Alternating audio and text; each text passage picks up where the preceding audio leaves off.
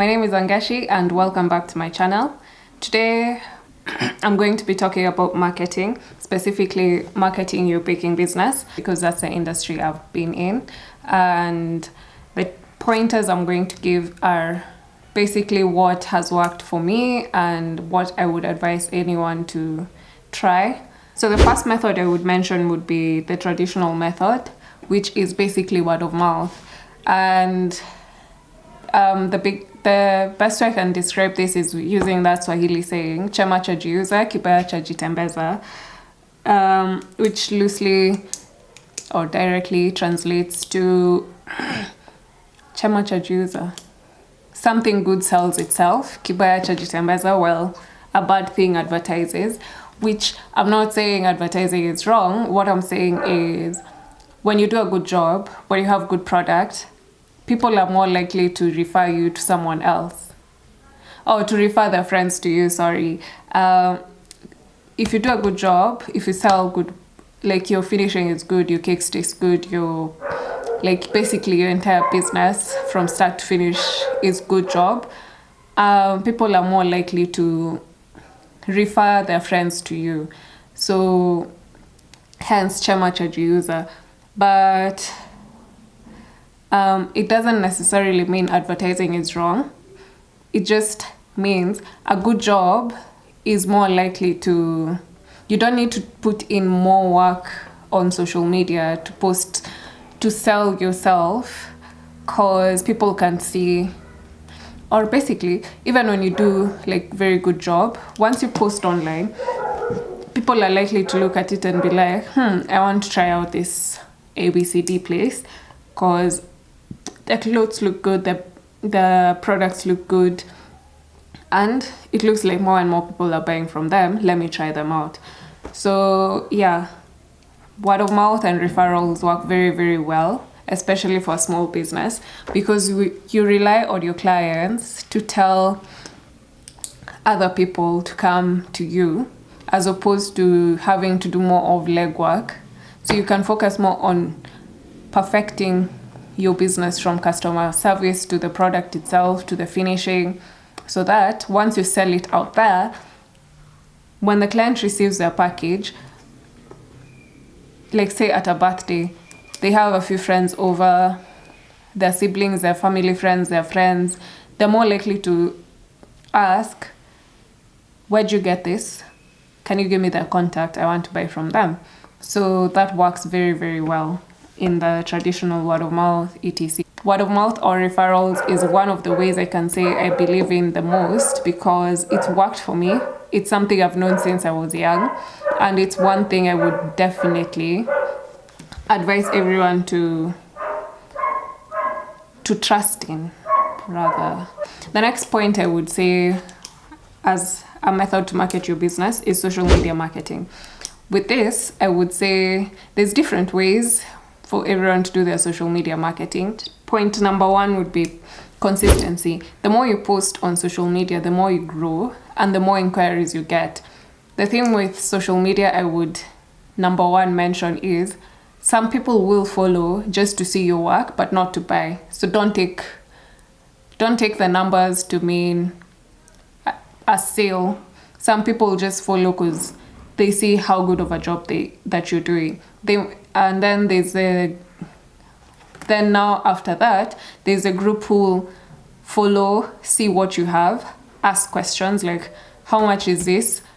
And then if you're within their budget, they will buy, which is okay. If you're not within someone's budget, it's okay to move on. We're not always in someone's budget. Next, the next group will be now those who see your work, and then now ask how much it is. If you're within their budget, they now buy. And then now from there, what happens is there's some people who want you to do something you've already done before. And then there's others who want to challenge you. After they've seen your work, they want something different. Because they already see, okay, she's capable of doing something I like. Let me send them and see if they can do it. And once they send it to you, if you can't do it and you give up what they now pay, and then you do the job. So consistency does bring in a few new clients to you, and it also helps helps you build your own portfolio, because the more you're posting, the more people are seeing what you can do, what you've done. And so a new person will come and be like, haven't seen this done before, let me buy from them and see. Yeah, so consistency does help bring in new clients. Also, with posting consistently, you get to build your engagement, and by that it means more people are likely to ask, or rather inquire, about your prices, if you can do another design for them. So with that, the more engagement you get, the more likely you are to get a sale. Because what I'd say is 1 in every 10 or 20 people actually buys the cake, pays for the product. So you will get more and more people asking, but then maybe from all those questions, only 1 is going to buy, which I would rather have than no sale at all. Yeah, or selling to those 20 people and not making money. So 1 in 20 people inquiring and actually paying is not a bad thing, because say in a week you gain 100 new followers, and every 1 in 20 people is going to buy a new something from you. It means you have 5 new sales that you didn't have before. So figure out what works for you, how many posts you can possibly do in a week, maybe once a week. Maybe you want to do 7 posts a week, 7 posts a month. Figure out what works for you and then post consistently. Another way to increase your way, to market yourself on social media, would be through hashtags.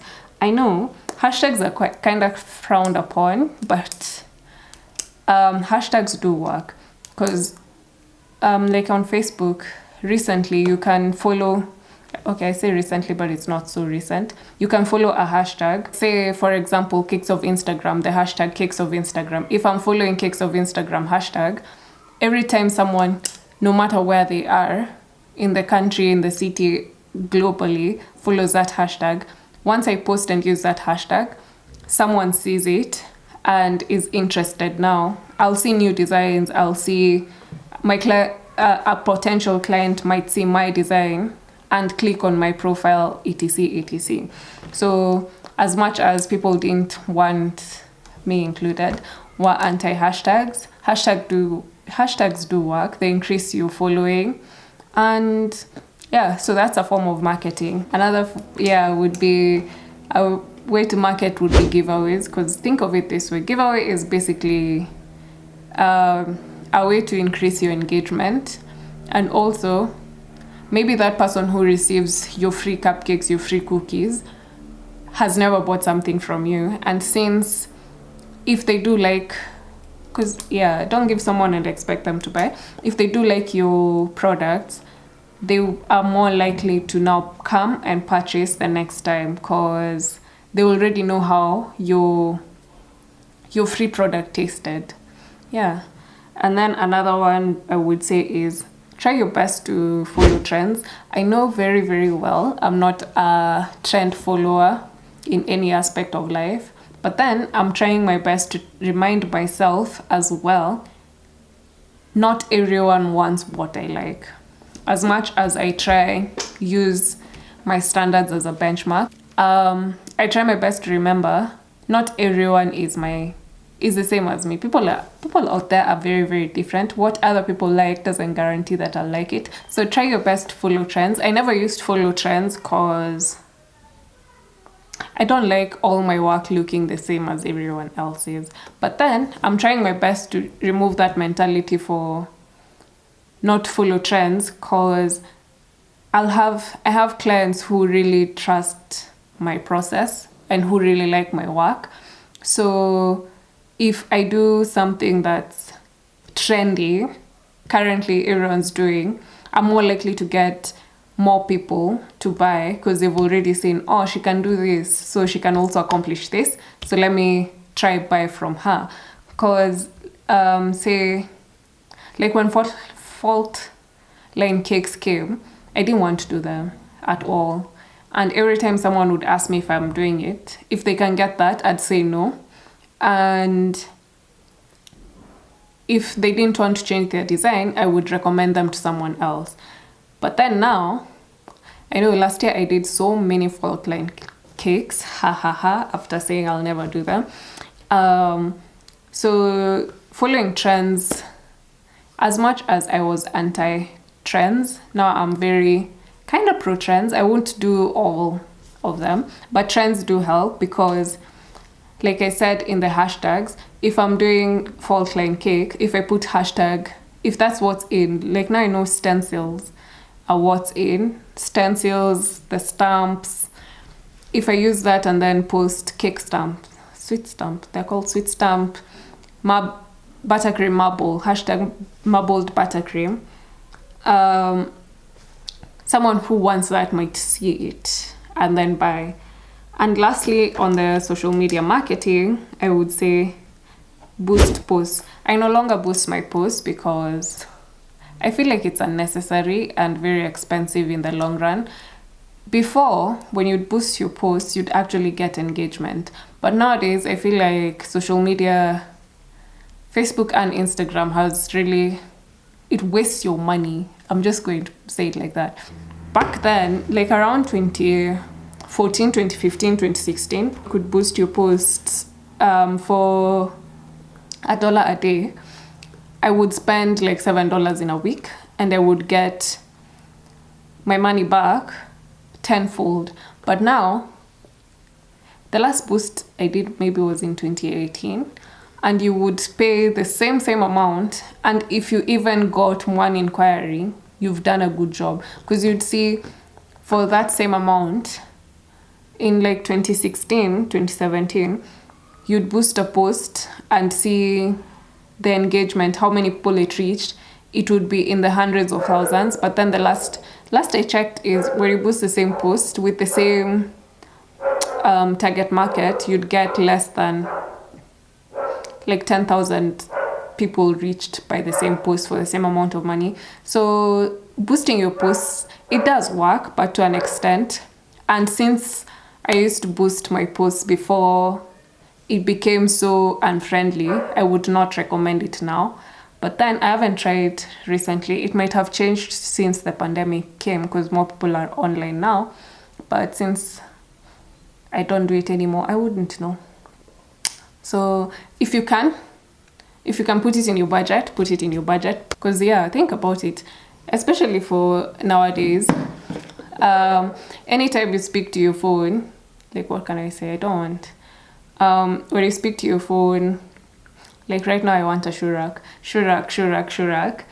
Like if you keep mentioning Shurak, you start seeing advertisements for Shuraks. So if you've boosted your cake post, every single time someone mentions Nani's birthday is coming up, like whose birthday? My mom's birthday is coming up, we should get a cake for her. The AI Siri listens, or Google Voice, is it called that? And then said person is very, very likely to start seeing ads for cakes. So boosting works, but it's not something I would say you have to do. But if you want to do it, just do it. The next point I would give for marketing your baking business would be look out for places or deals where you can go set up tents and sell, or set up a stand and sell your product. When I started, I'd go for blankets and wine and do a big sale there. I remember also doing a big sales at St. Austin's for their sports day or something, I don't remember. So basically, one of the best ways would be look for those flea markets, farmers markets, somewhere where you'd be able to get a stand. And then if you can afford the stand, look at how you can sell your products to regain your money back. That's how I started Pastry Pleasures. I remember before I even started getting like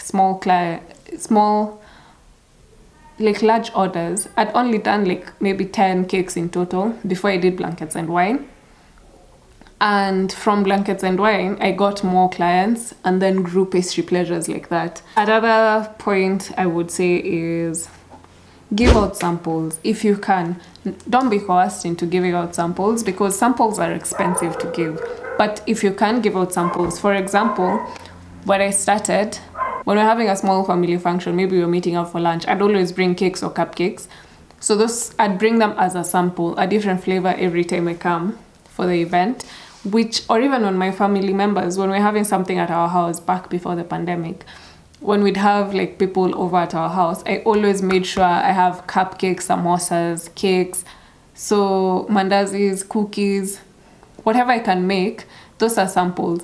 So yeah, samples, they do work, although I'm not the biggest supporter of sampling because it's very expensive to do samples.